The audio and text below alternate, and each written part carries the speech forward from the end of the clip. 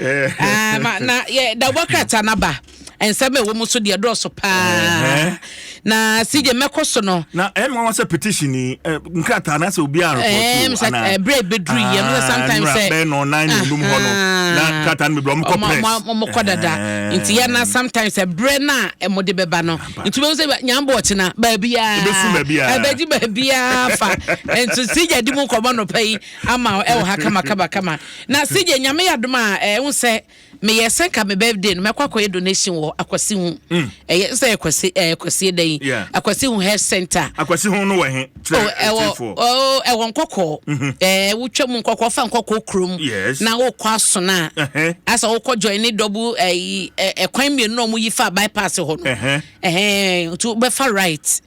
Janse ho na kra obi ye fie cho ba bi ho no ma che say look up bushmeat anya de ketwa e wo janse no so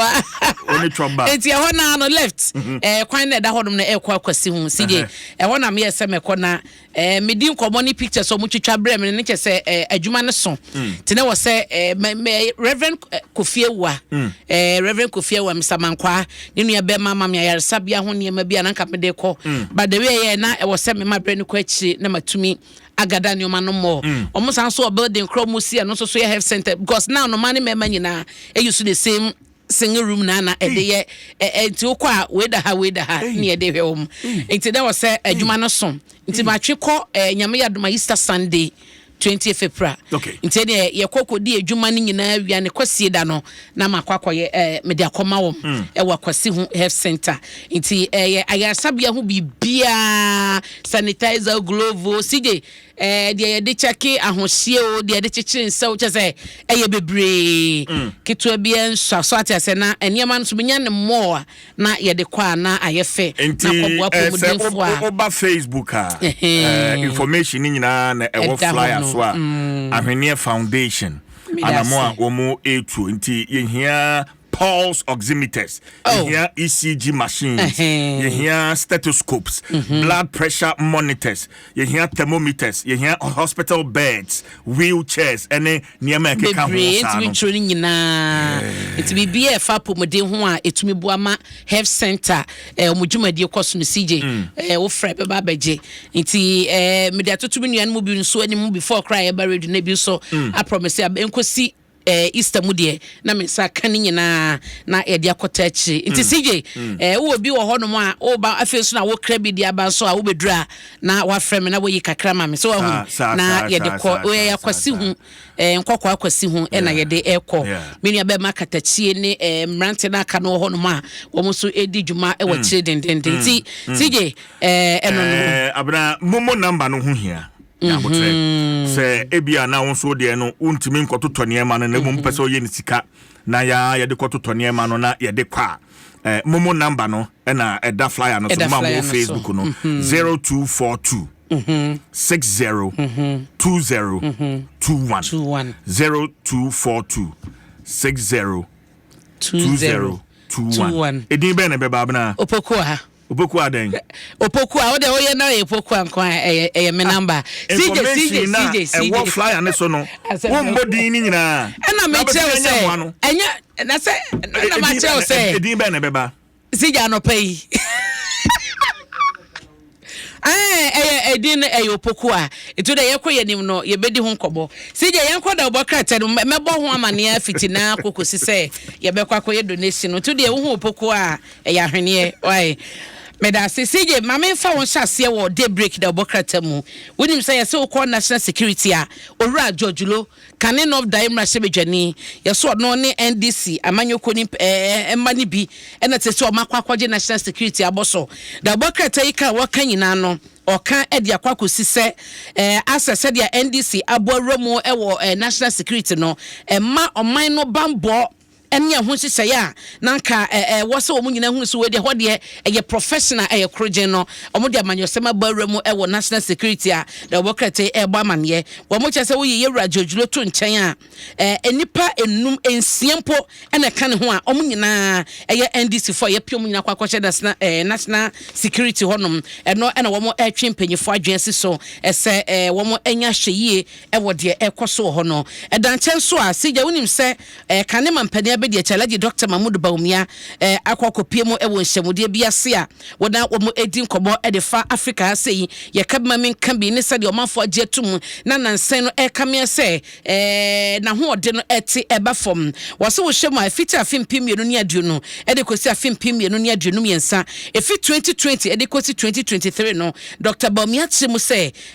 abantu gwa ye hu ye witness ye e wo Africa sei no e ye nsia also enwoche eno no woche se eyade a ehu ye pa nti e wose Africa yi nyina yesa akọ drawing board no na ye hwede na ekoso ede na amadodo na epu kabmamin ka bi omuhunu ne se emoa ede na sie nti no eye nema bi osese ye nyina Africa nyina ehwe no matcho madwen akoso betumi aboa amantiase aba na de woso omo eye no omatumi ayesia no eno na de break eka ho asem Godwin Eduji Kujo Tamaklo Esquire wono na eye acting MPA boss ni funi edaha wasebo ese ensakraye en wode ba MPA enkanko en wode eba MPA na nyame eye adom nso a afiwe ye mu no nipa mpemiensa na amanya hodro so Africa se no aman makomako nso emu akandifo wo mu nyina eba abehie mu ama ehie mu kase CJ ebe koso no eno no eye APN fo na omode ahyehye so a omo eba beka Africa enkoso ni Africa empuntu ehun komo na omoko akodie da wokata yi ediaba na de break edi enchemu nyina tum na daily graphic nso na ewo manim hayi na oswafo no ekwa mamu kuma ahensem ene asom ahodo eso eye Ahmed Ibrahim se ye hu se wakwa adwuma mrase badwafia ginatum to wahye adwuma se woso hwa hande no vanota panyifo aban otwamu edema ya national local government onom no asije ekese adwumafo be 40,000 na wo ewo local government ho out of 40,000 no mo cheso ma chomo edwuma gu 261 districts no so na sawodi omugusu sana sawo hwemu na kese mansin bia no enkita kra no mo kita adwumafo bebro hane adunum 150 plus na wo chese nene ya wo de command bi de ko adwumafo ho no so mo bedu sa 100 nimpo no makodu 150 ne akire no a it was say no omo be head count tinka sije ye wo hani ase e ba Adom FM Dwaso Nsem CJ1 Ayiwa 2 Abna 3 Kofi Hassan 4 Aisha 5 Karo 6 Dome 7 Awana 8 itina ye head count na ye hunu say nipa dodo na aban ne ye handing over chairs omo no mo assembly so no omo apepepe na wo ho no say o suspect say anhye ya na ye tue sika mansamanfo nipa bia wo munya adwuma wo ho no se de omudi akwa nkrata mu ene yetu academy mu saa eno na yewra Ahmed Ibrahim asese mansi awodo nyina na obi anya head count no mo hwe nipa dodo ho no mo na mo fa ho amane emra daily graphic amane wo no so ebo no yewra imano ama kofiboa eno no so echese aban sase a ebi mo eto no fofofo ya wo mo eto krompa sika no be he ne market value no na chese ase ye de achewo